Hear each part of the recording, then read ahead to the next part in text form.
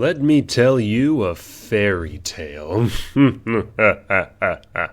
I knew a friend who grew up in a village not far from here. She had friends, hobbies, and was like any other girl, except that she had 2 eyes of different colors. One day she started having weird dreams about fairy magic, and she was telling her friend about it, when a traveling priest came to town and overheard her and said, "Demon!" And my friend believed it, and fearing what her friends and family would think if they found out, she fled into the forest, where a cackling old woman was waiting for her and tried to convince her to become a magical she-devil, which did sound kinda cool. But then she tried to convince her to help her kidnap some babies, which is not cool. Damn these hags and their vile tricks. A hag is a fairy tale creature that steals children through various means. There are 4 types of hags in Monster Core, of which a complimentary copy was generously provided to me by Paizo. Thanks! The most basic way hags steal babies is by snatching them and replacing them with their own creations, called changelings, like my friend, identified by eyes of 2 different colors, who eventually receive a psychic call to return to their hag mother and become a hag. And while hags can act alone, they become more powerful when they join in pacts with other hags, called a coven. The priest himself was another hag, working in disguise to add to their evil coven. But each type of hag also has their own personal strategy for stealing children. That brings us to hag tactics. Hag tactics are separated into evil plots, mess with heroes, and battle. A hag will try to perform their evil plot to steal children, or essentially what they're doing before the heroes arrive. They might use these abilities more on NPCs, but then when the heroes arrive, the hag might need to change their plan a little bit to mess with the heroes without blowing their cover. And finally, as a last resort, the hag will battle. These categories can help you understand what each spell or ability might be used for. Sweet hags have a female human form and are weak to cold iron. A sweet hag's main abilities are poison candy, which lets her put one of her innate spells in a piece of candy, so when someone eats it, the spell is cast on them with a -4 penalty to their save. So her evil plot is to turn into her human form with change shape and use create food to create up to 6 servings of candy. Then she uses poison candy to put her at-will charm spell into the candy, so anyone who eats the candy takes the effect of the charm spell with a -4 penalty on their will save. Charmed targets become her servants, which she uses to do housework and control. If you stumble upon a sweet hag, she might become your friend too, but if you mess around too much, then she'll use Betraying Touch, which makes you take a DC 20 fortitude save or become enfeebled for 1 whole day. But if you thought she was your friend, you also have a -4 penalty to that save. She can also turn invisible at will, good for tricks, and Shrink can help her escape. But if you keep intervening, she'll battle you with invisibility and charm, her at-will spells, or occasionally Laughing Fit or Sleep. Her melee attack is the Candy Cane Claw, which does 1d10 plus 5 damage and forces you to take the same DC 20 fortitude save without a penalty because she's clearly an enemy at this point. And of course she transforms into her true form, a disgusting blob of human taffy. When at least 3 hags join forces, they can undergo an 8-hour ceremony and form a coven. When they form a coven, they all gain elite status, gaining a level, and together they can cast coven spells. Essentially, 2 hags spend an action and a 3rd hag casts the spell, and they can cast more and more powerful spells. We can also categorize these bonus coven spells. For evil plots, hags might use Dream Message, which lets the hag send a message to someone in a dream with a planetary range. Cursed Metamorphosis is good for battle, but it can also be good to turn NPCs permanently into animals on a critically failed save. Then Charm and the Illusion spells are good for tricking NPCs or heroes, while Charm is useful in battle. Compare these spells to some of the spying spells, which often have long cast times, making them bad for battle, but also limited ranges, meaning they can't be used without the hag intervening more actively. Finally, Talking Corpse is a classic spell that could probably be in evil plots too, but is good for finding information about the heroes that may have killed one of the hag's evil minions. When a sweet hag joins a coven, she also grants bonus coven spells, Outcast's Curse, Honeyed Words, and Charm. A sea hag is level 3 and has no human form but is weak to cold iron and immune to polymorph. A sea hag lives in the water but is amphibious and still has a land speed of 25 feet. A sea hag's evil plot is to find someone who wants to change something about themselves, physically, like if someone really wanted a narwhal horn. Then use Sea Hag's Bargain, which trades some nice quality of the target like their voice or courage and grants that physical transformation, which could be legitimately useful, but unfortunately it also makes the target sick and toop forever. In battle, the sea hag is going to use dread gaze, which attempts to kill dying creatures or frighten fully conscious ones, and her claw attack. The only way a sea hag can gain a humanoid form is with one of her granted Coven spells, humanoid form, which only lasts 10 minutes, but could be useful to temporarily mingle amongst land humans. Mariner's Curse and Water Walk are both useful to either keep targets away or close to the water. An iron hag has a human form, which is good because her true form is large in size. She has no weaknesses and is resistant to physical attacks. Of the 4 hags, the iron hag is the one that acts most like a physical fighter, and most of her abilities are battle tactics. Her evil plot is to disguise as a human and kidnap targets, locking them in a tower or dungeon and telling them to never leave. When battle happens, she turns to her true form with iron teeth and claws and freaky long arms. In this form, she's large and can use her claw attack with reach most of the time to deal damage and attempt to grab. If she succeeds the grab, she can use Embrace of Iron to deal extra damage and reposition the target. If she brings the target closer to her, then she can also attempt another Jaws strike, making this scary. Once a day, she has Bonds of Iron, and she creates a cage within 30 feet around the target, like a virtual grab. Cuckoo hags are the most powerful hag in Monster Core, and more of a caster, themed around sleeping. They have a human form, are weak to cold iron, resistant to mental attacks, and immune to sleep. A cuckoo hag can create an invisible door to a secret pocket dimension they live in. It's fairly small, but they control everything within it and can create and destroy mundane objects at will, so they can make it perfect for any specific person, since their goal is to convince a willing target to stay in their pocket dimension forever. They can do this with dreaming potential, letting them lucid dream